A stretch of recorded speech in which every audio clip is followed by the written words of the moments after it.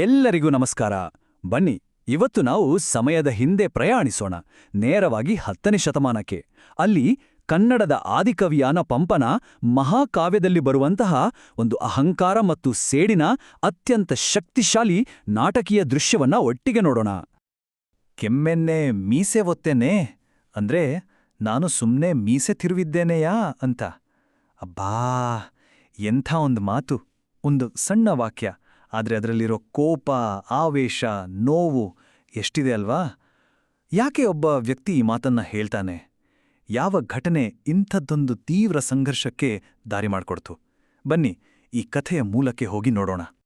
ಸರಿ, ಈ ಕಥೆಯ ರೋಚಕತೆಗೆ ಧುಮುಕೋದಕ್ಕಿಂತ ಮೊದಲು ನಾವು ಒಂದು ಹೆಜ್ಜೆ ಹಿಂದೆ ಹೋಗೋಣ. ಯಾಕಂದ್ರೆ ಈ ಕಥೆಯನ್ನ ಸರಿಯಾಗಿ ಅರ್ಥ ಮಾಡ್ಕೋಬೇಕು ಅಂದ್ರೆ ಇದನ್ನ ಬರೆದ ಕವಿ ಅಂದ್ರೆ ಪಂಪ ಮತ್ತು ಆತ ಬದುಕಿದ್ದ ಕಾಲದ ಬಗ್ಗೆ ಸ್ವಲ್ಪನಾದರೂ ತಿಳ್ಕೊಳ್ಬೇಕಾಗತ್ತೆ. ನೋಡಿ, ನಾವು ಮಾತಾಡ್ತಿರೋದು 10ನೇ ಶತಮಾನದ ಬಗ್ಗೆ. ಇದನ್ನ ಕನ್ನಡ ಸಾಹಿತ್ಯದ ಸುವರ್ಣ ಯುಗ ಅಂತಾನೇ ಕರೀತಾರೆ. ಯಾಕೆ ಗೊತ್ತಾ? ಯಾಕಂದ್ರೆ ಅದು ಕೇವಲ ಒಂದು 100 ವರ್ಷಗಳ ಕಾಲಖಂಡ ಅಲ್ಲ, ಅದು ಕನ್ನಡ ಸಾಹಿತ್ಯ ಕಂಡ ಅತ್ಯಂತ ಶ್ರೀಮಂತ, ಅತ್ಯಂತ ಮಹತ್ವಪೂರ್ಣವಾದ ಒಂದು ಕಾಲಘಟ್ಟ. ಆ ಸುವರ್ಣಯುಗದಲ್ಲಿ 3 ಮಹಾನ್ ತಾರೆಗಳಿದ್ವು. ಅವರನ್ನ ರತ್ನತ್ರಯರು ಅಂದ್ರೆ 3 ರತ್ನಗಳು ಅಂತ ಕರೀತಿದ್ರು. ಅವರೇ ಪಂಪ, ಪೊನ್ನ ಮತ್ತು ರನ್ನ. ಯೋಚನೆ ಮಾಡಿ, ಇಡೀ ಯುಗದ 3 ರತ್ನಗಳು. ಅವರು ನಮ್ಮ ಈ ಕಥೆಯ ಕವಿ ಪಂಪ. ಆತ ಈ 3ರಲ್ಲಿ ಮೊದಲಿಗ ಅಷ್ಟೇ ಅಲ್ಲ, ಅಗ್ರಗಣ್ಯ ಕೂಡ. ಪಂಪನ ಹಿರಿಮೆ ಎಂಥದ್ದು ಅಂತ ತಿಳ್ಕೊಳ್ಬೇಕಂದ್ರೆ ಆತನಿಗೆ ಸಿಕ್ಕಿದ್ದ ಬಿರುದುಗಳನ್ನ ನೋಡಿದ್ರೆ ಸಾಕು. ಮೊದಲನೇದು ಸರಸ್ವತಿ ಮಣಿಹಾರ, ಅಂದ್ರೆ ಜ್ಞಾನದೇವತೆ ಸರಸ್ವತಿಯ ಕೊರಳಲ್ಲಿರೋ ರತ್ನದ ಹಾರವಂತೆ ಆತ. ಇನ್ನು ಕವಿತಾ ಗುಣಾರ್ಣವ, ಅಂದ್ರೆ ಕಾವ್ಯದ ಗುಣಗಳ ಸಾಗರ. ಕೊನೆಗೆ ಆದಿಕವಿ, ಕನ್ನಡದ ಮೊದಲ ಮಹಾಕವಿ. ಸುಮ್ನೆ ಬಿರುದುಗಳಲ್ಲ ಇವು, ಆತನ ಸ್ಥಾನಮಾನ ಏನು ಅನ್ನೋದಕ್ಕೆ ಇವೇ ಸಾಕ್ಷಿ. ಸರಿ, ಈಗ ಪಂಪನ ಹಿನ್ನೆಲೆ ಗೊತ್ತಾಯ್ತು. ಹಾಗಿದ್ರೆ ನಾವ್ ನೋಡ್ತಿರೋ ಈ ಕಥೆ ಎಲ್ಲಿಂದ ಬಂತು? ಇದು ಪಂಪನ ಶ್ರೇಷ್ಠ ಕೃತಿಯಾದ ವಿಕ್ರಮಾರ್ಜುನ ವಿಜಯದಿಂದ ಬಂದಿದ್ದು. ಇದನ್ನ ಪಂಪಭಾರತ ಅಂತಾನೂ ಕರೀತಾರೆ. ಇದರಲ್ಲಿ ಒಂದು ವಿಶೇಷತೆ ಇದೆ. ಪಂಪ ಮಹಾಭಾರತದ ಕಥೆಯನ್ನ ತನ್ನ ಆಶ್ರಯದಾತ ರಾಜ ಅರಿಕೇಸರಿಯ ಜೀವನದ ಜೊತೆ ಎಷ್ಟು ಸುಂದರವಾಗಿ ಬೆಸೆದಿದ್ದಾನೆ ಅಂದ್ರೆ ಅದು ಆ ಕಾಲಕ್ಕೆ ಒಂದು ಅದ್ಭುತ ಸಾಹಿತ್ಯಿಕ ಪ್ರಯೋಗವೇ ಆಗಿತ್ತು.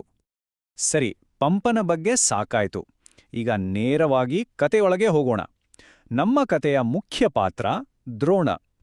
ದ್ರೋಣನ ಆ ಒಂದು ಹತಾಶ ಪರಿಸ್ಥಿತಿಯೇ ಈ ಇಡೀ ಸಂಘರ್ಷದ ಮೂಲ ಅನ್ನೋದು ನೆನ್ಪಿರ್ಲಿ. ದ್ರೋಣನ ಕಥೆ ಶುರುವಾಗೋದೇ ಒಂದು ದುರಂತದಿಂದ. ಆತ ಸಾಮಾನ್ಯನಲ್ಲ, ಒಬ್ಬ ಅದ್ಭುತ ವಿದ್ವಾಂಸ. ಆದರೆ ಪರಿಸ್ಥಿತಿ ಹೇಗಿತ್ತು ಅಂದ್ರೆ ಕೈಯಲ್ಲಿ ಒಂದು ಕಾಸಿಲ್ಲದಷ್ಟು ಬಡತನ. ಸಹಾಯ ಕೇಳ್ಕೊಂಡು ಪರಶುರಾಮರತ್ರ ಹೋದ್ರೆ ಅವ್ರು ಹೇಳ್ತಾರೆ, ನನ್ನತ್ರ ಕೊಡೋಕೆ ಹಣ ಇಲ್ಲ, ಆದರೆ ನಿನಗೆ ದಿವ್ಯಾಸ್ತ್ರಗಳ ಜ್ಞಾನ ಕೊಡ್ತೀನಿ ಅಂತ. ಆ ಜ್ಞಾನ ಸಿಕ್ಕಿದ ಮೇಲೆಯೇ ದ್ರೋಣನ ಮನಸ್ಸಲ್ಲಿ ಒಂದು ಭರವಸೆಯ ಕಿಡಿ ಮೂಡುತ್ತೆ. ಅದು ಆತನ ಬಾಲ್ಯದ ಗೆಳೆಯ, ಈಗ ಪಾಂಚಾಲ ದೇಶದ ರಾಜನಾಗಿರುವ ದೃಪದನ ನೆನ್ಪು. ಹಳೆಯ ಸ್ನೇಹ ಕೈಬಿಡಲ್ಲ ಅನ್ನೋ ಒಂದೇ ಒಂದು ಭರವಸೆ. ಅದನ್ನೇ ಇಟ್ಕೊಂಡು ದ್ರೋಣ ದೃಪದನ ಆಸ್ಥಾನಕ್ಕೆ ಪ್ರಯಾಣ ಬೆಳೆಸ್ತಾನೆ. ಮನ್ಸಲ್ಲೆಲ್ಲ ಏನಿದೆ, ನನ್ನ ಗೆಳೆಯ ನನ್ನನ್ನು ಪ್ರೀತಿಯಿಂದ ಸ್ವಾಗತಿಸ್ತಾನೆ, ನನ್ನ ಕಷ್ಟವನ್ನ ಅರ್ಥ ಮಾಡ್ಕೋತಾನೆ ಅನ್ನೋ ನಿರೀಕ್ಷೆ. ಆದರೆ ಇದೇ ನಿರೀಕ್ಷೆ ಮುಂದೆ ನಡೀಲಿರುವ ಒಂದು ದೊಡ್ಡ ನಾಟಕೀಯ ಸಂಘರ್ಷಕ್ಕೆ ವೇದಿಕೆಯಾಗತ್ತೆ. ಇಲ್ಲಿಂದ ಕಥೆ ಒಂದು ದೊಡ್ಡ ತಿರುವು ತಗೊಳ್ಳುತ್ತೆ. ದ್ರೋಣನ ಮನಸ್ಸಲ್ಲಿದ್ದ ಸ್ನೇಹದ ಭರವಸೆ ಅಧಿಕಾರದ ತಣ್ಣನೆಯ ಕ್ರೂರ ವಾಸ್ತವಕ್ಕೆ ಮುಖಾಮುಖಿಯಾಗುವ ಸಮಯ ಬಂದೇ ಬಿಡುತ್ತೆ. ಆದ್ರೆ ದೃಪದನ ಪ್ರತಿಕ್ರಿಯೆ ಹೇಗಿತ್ತು ಗೊತ್ತಾ? ದ್ರೋಣನ ಹೆಸರು ಕೇಳಿದ ತಕ್ಷಣ ಅವನು ಹೇಳ್ತಾನೆ, ದ್ರೋಣನ ಅದೇನು ಬಡ ಬ್ರಾಹ್ಮಣ, ಅವನ್ ನನ್ಗೆ ಸ್ನೇಹಿತನಾಗೋಕೆ ಹೇಗೆ ಸಾಧ್ಯ? ಅಬ್ಬಾ, ಅವನ ಮಾತುಗಳಲ್ಲಿ ಅದೆಷ್ಟು ತಿರಸ್ಕಾರ, ಅದೆಷ್ಟು ಅಹಂಕಾರ ತುಂಬಿತ್ತು ನೋಡಿ. ಇಲ್ಲಿ ನೋಡಿ, ಇಬ್ಬರ ನಡುವೆ ಎಷ್ಟು ದೊಡ್ಡ ಕಂದಕ ನಿರ್ಮಾಣವಾಗಿದೆ. ದ್ರೋಣನಿಗೆ ಬಾಲ್ಯದ ಸ್ನೇಹ, ಹಳೆಯ ನೆನಪುಗಳೇ ಮುಖ್ಯ. ಆದರೆ ದೃಪದನಿಗೆ ಅಧಿಕಾರದ ಮುಂದೆ ಸ್ನೇಹ ಅನ್ನೋದು ತೃಣಕ್ಕೆ ಸಮಾನ. ಅವನ ಪ್ರಕಾರ ರಾಜನ ಸ್ನೇಹ ಭಿಕ್ಷುಕರಿಗಲ್ಲ, ಹಳೆ ಕಥೆಗಳಿಗೆಲ್ಲ ಈಗ ಅರ್ಥ ಇಲ್ಲ ಅಂತ. ಆದ್ರೂ ನೋಡಿ, ದ್ರೋಣ ತನ್ನ ಸ್ವಾಭಿಮಾನವನ್ನ ಬದಿಗಿಟ್ಟು ಇನ್ನೊಂದು ಪ್ರಯತ್ನ ಮಾಡ್ತಾನೆ. ಮಹಾರಾಜ, ನಿಜವಾಗ್ಲೂ ನಮ್ ನೆನ್ಪಿಲ್ವೇ? ನಾವು ಒಟ್ಟಿಗೆ ಆಟ ಆಡಿದ್ವಿ, ಓದಿದ್ವಿ. ಒಬ್ಬ ರಾಜ ಮತ್ತು ಒಬ್ಬ ವಿದ್ಯಾವಂತ ಬ್ರಾಹ್ಮಣನ ನಡುವೆ ಸ್ನೇಹ ಇರಬಾರ್ದು ಅಂತಿದ್ಯಾ ಅಂತ ತುಂಬಾನೇ ವಿನಯದಿಂದ, ಮನಸ್ಸಿನ ಆಳದಿಂದ ಕೇಳ್ತಾನೆ. ಆದ್ರೆ ದ್ರೋಣನ ಈ ಸಲಿಗೆ, ಈ ಸ್ನೇಹದ ಹಕ್ಕು ದೃಪದನ ಕೋಪವನ್ನ ಮತ್ತಷ್ಟು ಕೆರಳಿಸುತ್ತೆ. ಅವನಿಗೆ ಸಹಿಸೋಕೆ ಆಗಲ್ಲ. ತುಂಬಿದ ಸಭೆಯಲ್ಲಿ ಎಲ್ಲರ ಮುಂದೆ ದ್ರೋಣನಿಗೆ ಅವಮಾನ ಮಾಡಿ ಈತನನ್ನು ಹೊರಗೆ ಹಾಕಿ ಅಂತ ತನ್ನ ಸೇವಕರಿಗೆ ಆಜ್ಞೆ ಮಾಡ್ತಾನೆ. ಯೋಚನೆ ಮಾಡಿ, ಇದು ಅವಮಾನದ ಪರಮಾವಧಿಯಲ್ವಾ? ಇದೇ ಆ ಕ್ಷಣ. ಕಥೆಯ ಅತ್ಯಂತ ಮುಖ್ಯ ಘಟ್ಟ ಶುರುವಾಗೋದು ಇಲ್ಲಿ. ಭರವಸೆಯನ್ನ ಹೊತ್ತು ಬಂದಿದ್ದ ಒಬ್ಬ ವಿದ್ವಾಂಸ ಈಗ ಸೇಡು ತೀರಿಸ್ಕೊಳ್ಳೋಕೆ ಕಾಯುವ ವ್ಯಕ್ತಿಯಾಗಿ ಬದಲಾಗ್ತಾನೆ. ಆಗ ನೋಡಿ, ದ್ರೋಣನ ಸ್ವರನೇ ಬದಲಾಗುತ್ತೆ.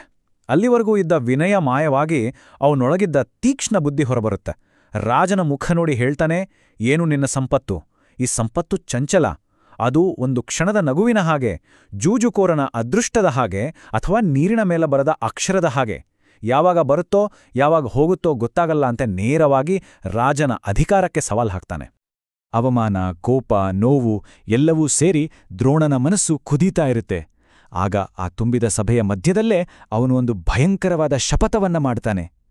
ಆ ಒಂದು ಶಪಥ, ಅದು ಅವರಿಬ್ಬರ ಭವಿಷ್ಯವನ್ನೇ ಬರೆಯಲಿತ್ತು. ಆ ಶಪಥ ಏನಿತ್ತು ಗೊತ್ತಾ?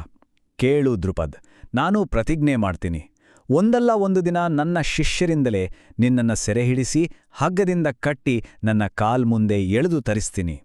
ಅಂದು ನಿನ್ನ ಈ ಅಹಂಕಾರವನ್ನ ಪುಡಿ ಮಾಡಿದ ನಂತರವೇ ಈ ವಿಷಯಕ್ಕೆ ಕೊನೆ. ಅಬ್ಬಾ, ಇದು ಸೇಡಿನ ಸ್ಪಷ್ಟ, ನೇರ ಮತ್ತು ಅತ್ಯಂತ ವೈಯಕ್ತಿಕ ಪ್ರತಿಜ್ಞೆ. ಮತ್ತು ಇದೆಲ್ಲವನ್ನು ಹೇಳಿ ಕೊನೆಯಲ್ಲಿ ಆ ಒಂದು ಸವಾಲನ್ನು ಎಸೆಯುತ್ತಾನೆ, ಕೆಮ್ಮನೆ ಮೀಸೆ ಒತ್ತೇನೆ. ನೋಡಿ, ನಾವು ಈ ಕಥೆಯನ್ನು ಶುರು ಮಾಡಿದ ಪ್ರಶ್ನೆಗೀಗ ಸಂಪೂರ್ಣ ಅರ್ಥ ಸಿಕ್ತು ಅಲ್ವಾ? ಆ ಒಂದು ವಾಕ್ಯ, ಅದು ಅವನ ಕೋಪ, ಅವನ ನೋವು ಮತ್ತು ಅವನ ದೃಢ ಸಂಕಲ್ಪದ ಸಂಕೇತವಾಗಿತ್ತು. ಹೀಗೆ ಒಂದೇ ಒಂದು ಕ್ಷಣದಲ್ಲಿ ಎಲ್ಲವೂ ಬದಲಾಗಿ ಹೋಯಿತು. ಒಂದು ಗಾಢ ಸ್ನೇಹ ಮುರಿದುಬಿಟ್ಟು, ಸಹಾಯಕ್ಕಾಗಿ ಬಂದ ಮನವಿಗೆ ತಿರಸ್ಕಾರ ಸಿಕ್ತು, ಮತ್ತು ಇಡೀ ಮಹಾಕಾವ್ಯದ ದಿಕ್ಕನ್ನೇ ಬದಲಿಸೋ ಶಕ್ತಿ ಇದ್ದಂತಹ ಒಂದು ಶಪಥ ಹುಟ್ಕೊಂತಿತ್ತು. ಕೊನೆಯದಾಗಿ ಒಂದು ಪ್ರಶ್ನೆ ಎಲ್ಲರನ್ನೂ ಕಾಡಬೇಕು. ಒಂದೇ ಒಂದು ಕ್ಷಣದ ಅಹಂಕಾರ, ಅದು ಮಹಾಭಾರತದಂತಹ ಒಂದು ಇಡೀ ಯುಗವನ್ನೇ ವ್ಯಾಪಿಸುವ ದೊಡ್ಡ ಸಂಘರ್ಷಕ್ಕೆ ಕಿಡಿ ಹಚ್ಚೋಕೆ ಸಾಧ್ಯನಾ? ಒಂದು ಸಣ್ಣ ವೈಯಕ್ತಿಕ ಸಂಘರ್ಷ ಎಷ್ಟೆಲ್ಲಾ ದೊಡ್ಡ ಪರಿಣಾಮಗಳಿಗೆ ಕಾರಣವಾಗಬಹುದು ಅನ್ನೋದರ ಬಗ್ಗೆ ಯೋಚನೆ ಮಾಡಬೇಕಾದ ವಿಷಯ.